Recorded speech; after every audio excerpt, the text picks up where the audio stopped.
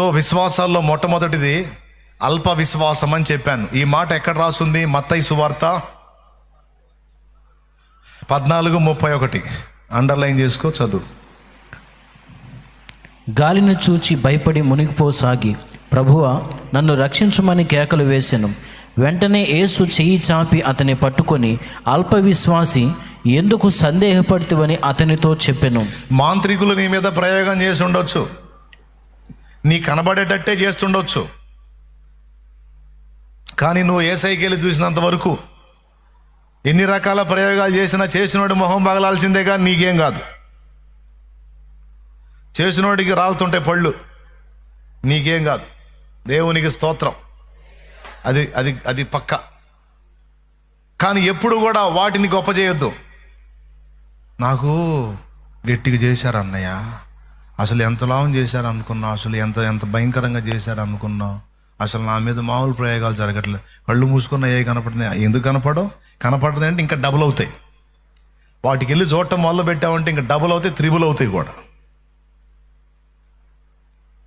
ఎవడేం చేసుకుంటే నాకేమన్నా, దేవుని కృప నాకు తోడై ఉంది. నేను నా ప్రభువుకి వెళ్ళి చూస్తున్నా, ఆయన సెలవు లేకుండా నా తల మీద ఉన్న వెంట్రుకలో ఒక్క వెంట్రుక కూడా ఎవడో పేకలించలేడన్నా. నా దేవుడు నాకు తోడై ఉన్నాడు. నేను ఆయన వైపు చూస్తున్నా, నాకు భయం లేదన్నా. నువ్వు ప్రార్థన చేసాలు నాకు అనాల. అంతేగాని వచ్చి మాంత్రిక విద్యల గురించి గొప్పగా, దెయ్యాల గురించి గొప్పగా, మరే అన్నా నాకు ఏదో గట్టి దెయ్యమే పట్టిందంటన్నా. గట్టి దెయ్యాలు, లూజు దెయ్యాలు కూడా ఉంటాయా?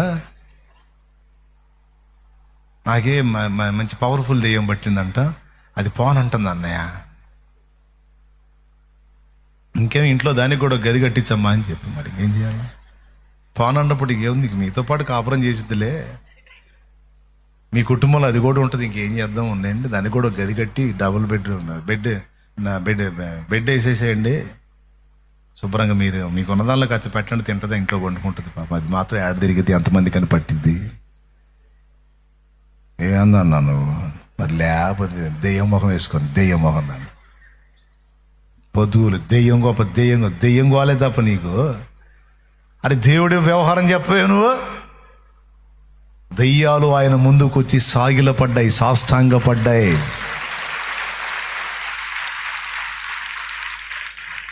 దేవునికి స్తోత్రం. ఓ పాటిచ్చాడు యేసయ్య, పాడితే మళ్ళీ మీరు రికార్డ్ చేస్తారు.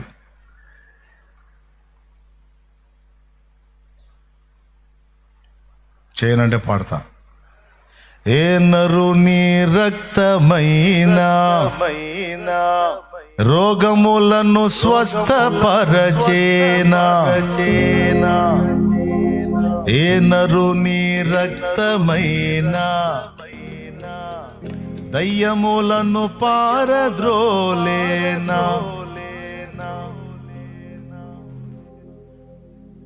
వచ్చిద్దిలే, నేను ఇప్పుడు పాడను, రికార్డ్ చేసి వినిపిస్తా. దేవునికి స్తోత్రం. యేసు రక్తం గురించి పాడా, దేవునికి స్తోత్రం కలుగునుగా. యేసు రక్తం గురించి ఇచ్చాడు యేసయ్య. సూపర్ సాంగ్ వచ్చింది, లైన్లో పెట్టాము, వస్తుంది అది ఇందురు కానీ.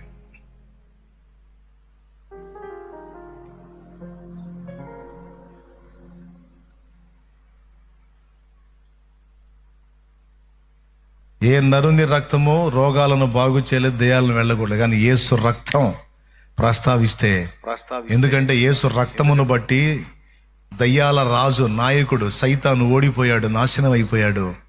అందుకని యేసు రక్తము దయ్యాలకు కూడా నాశన హేతువే. ఎందుకంటే హెబ్రీ పత్రిక 2:14 అది సాక్ష్యం ఇచ్చింది.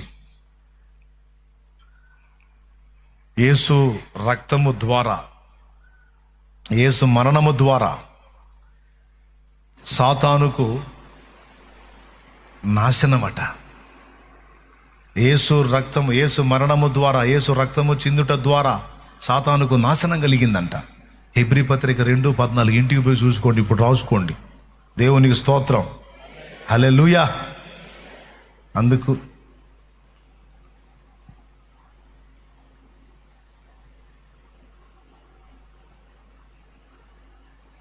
నాకేం భయం అన్నా, ఎన్ని దయ్యాలైతే మాత్రం నన్ను ఏం చేస్తాయి? అన్ని ఓడిపోయినాయి కదన్న, అవన్నీ నా దేవుడు జయించినవాడు. జయించిన యేసయ్య నాకు తోడై ఉన్నాడా.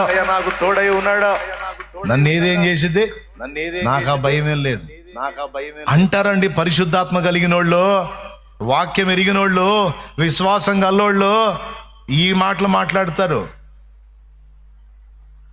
కంపెనీ జబ్బు వచ్చిందా, అవుతే ఏం చేసిద్దన్న, ఆయన కృప నాకు ఉంది. వస్తే ఏముంది, ఇంక పోతానయింది. ఆయన చిత్తం కాకుండా నన్ను ఏ రోగం ఏం చేసిద్ది, ఏదేం చేసిద్ది. ఆయన చిత్తం కానంత వరకు ఏది నన్ను ఏమీ చేయలేదు. అవసరమైతే నా రిపోర్ట్స్ మారిపోతాయి యేసు నామములో. నా రిపోర్ట్స్ మార్చగలడు నా దేవుడు,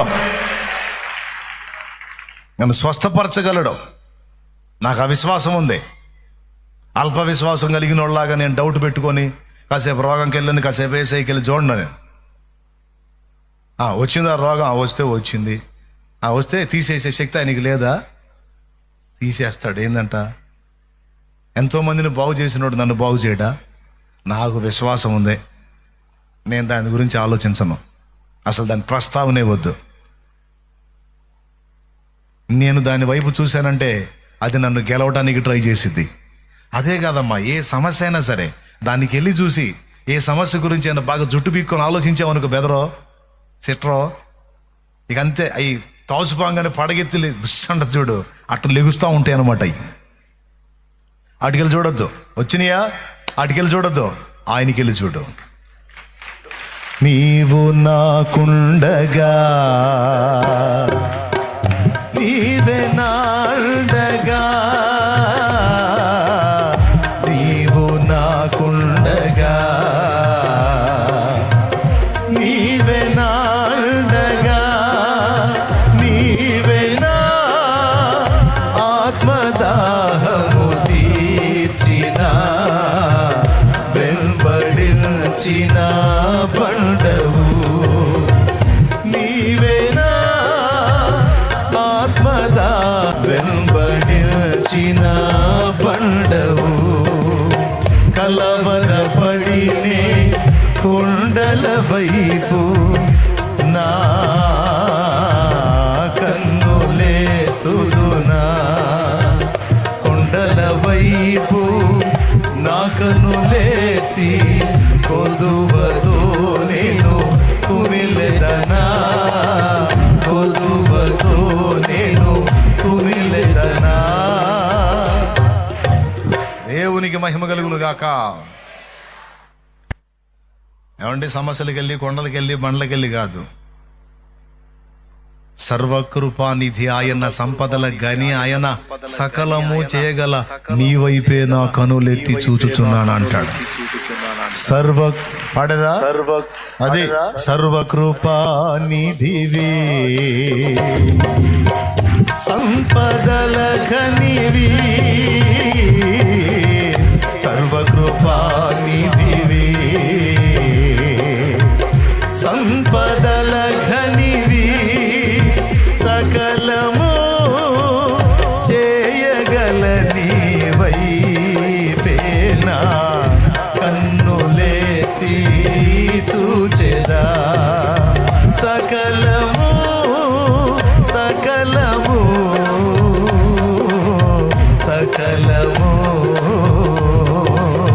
సకలము చేయగల నీవైపేనా కన్నులేతి చూచెదా.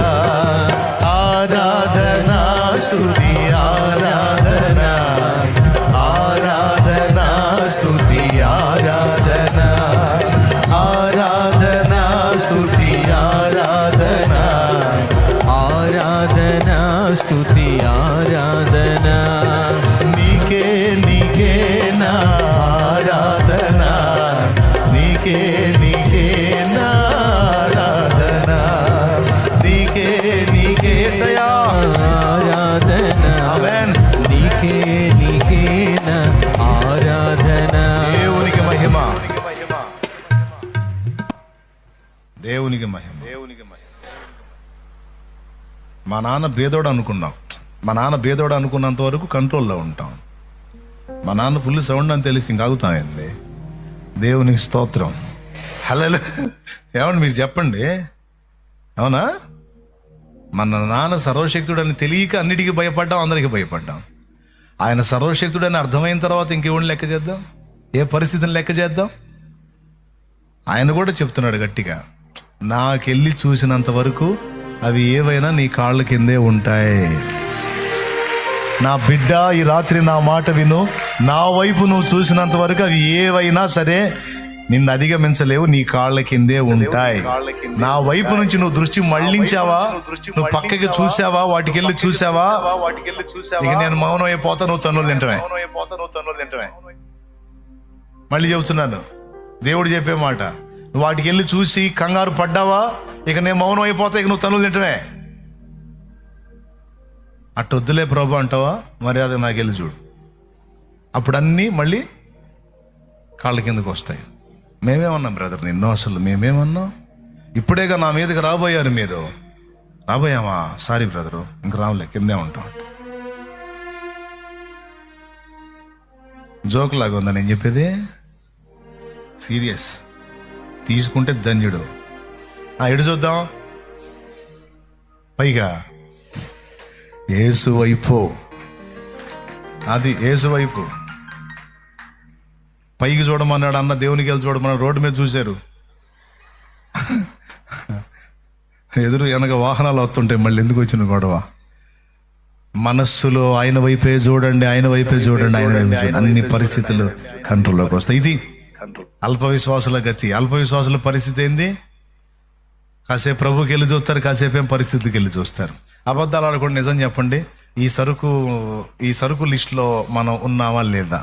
యథార్థవంతులు ఏళ్ళు అర్దిల్లుతారు, చేతులు ఎత్తండి.